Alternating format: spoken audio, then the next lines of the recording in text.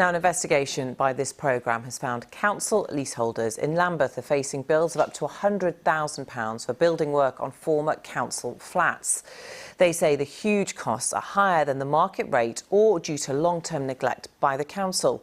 Richard Tudor reports. We have new roof above here. You can see Jamie is awaiting a £97,000 bill from Lambeth Council for refurbishment on his ex-council flat.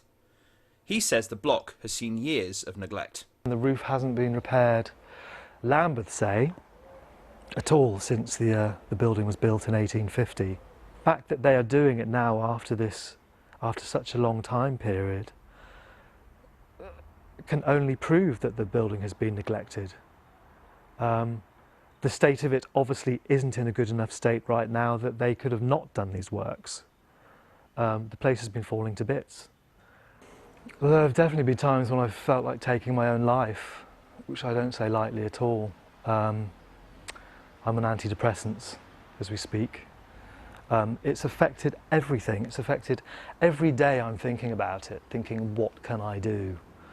So obviously there's been a knock-on effect with family and friends, relationships.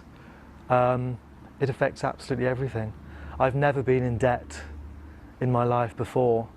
And it's just such a huge figure. Catherine and Pippa bought their flat in Camberwell 5 years ago and received notice of major works in 2019. They were asked to pay £73,000. It was without any preamble, just a letter in the post with a £73,000 prospective bill at the end of it, which was obviously incredibly alarming, stressful.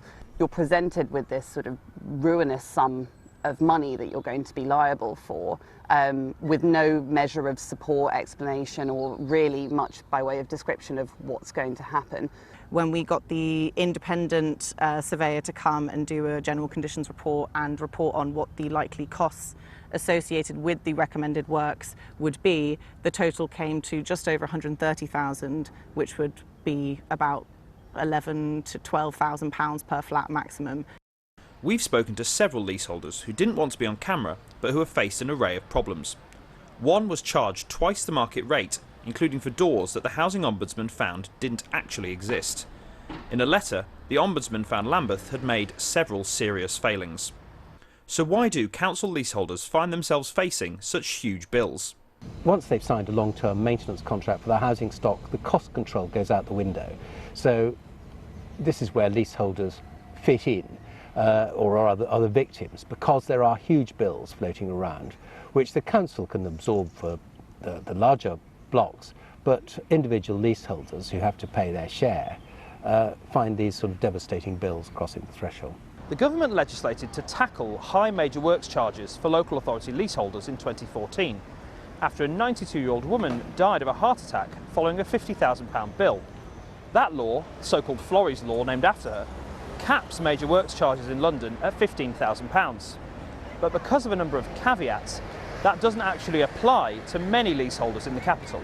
It only applies in cases where central government funding is available for refurbishment of housing stock, and that hasn't been the case for many years. So I'm not aware of a single example where Florrie's law has helped a leaseholder. Not aware of one, either in London or outside it. We invited Lambeth Council to participate in this film, but they declined. However, a spokesperson told us, all housing maintenance works in the borough are carried at fixed rates and in line with a tight legal framework covering tendering, tender review and transparency. The council is always ready and willing to address issues where residents feel their property may have been neglected. A spokesperson for Mears said, Mears are contracted by Lambeth Council to undertake repairs and maintenance. We agree costs in advance with all of our partners using the normal pricing mechanisms. These bills can and have been challenged before at tribunals, but that can't happen until the work is completed and the final bill handed over. So for now, Catherine, Pippa and Jamie are left to wait. Well, we did ask Lambeth Council to appear on the programme. Sadly, they declined. Belle, let me ask you, you're an MP for a constituency in Lambeth and you've got first-hand experience of this, haven't you?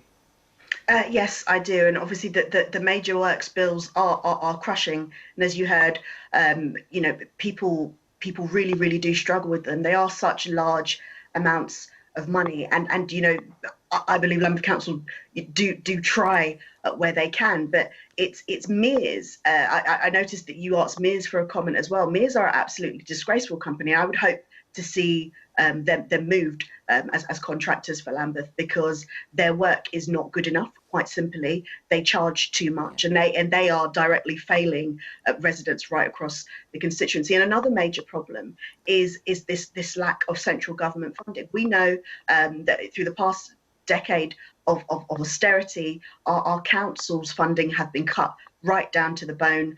We know that also councils that are Labour as opposed to Conservative councils have received more cuts on average than these Conservative councils, and so are struggling in a very different way. Yeah. But I do believe better legislation needs to be put in place to protect leaseholders. Now, the government have put forward some legislation recently, as announced in the Queen's speech, or will be putting forward legislation, but it's not going to be good enough. It doesn't protect leaseholders from the past. It's looking towards the future, and even those in the future, it doesn't do enough to protect us from this feeling that, you know, you own a home but you don't quite own it.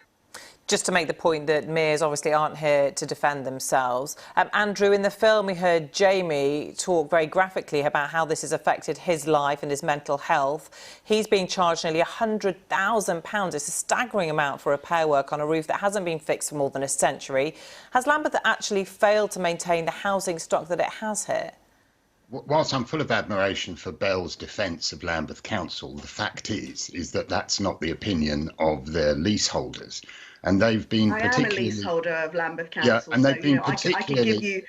Yeah, there's more than you, though, isn't there? No, there's more than me, and many of my constituents write to me, and I'm very clear about the fact that more needs to be done for them. I wasn't saying that nothing is wrong. I was being very clear about the fact that there are serious issues when it comes to funding, and those issues come from central government.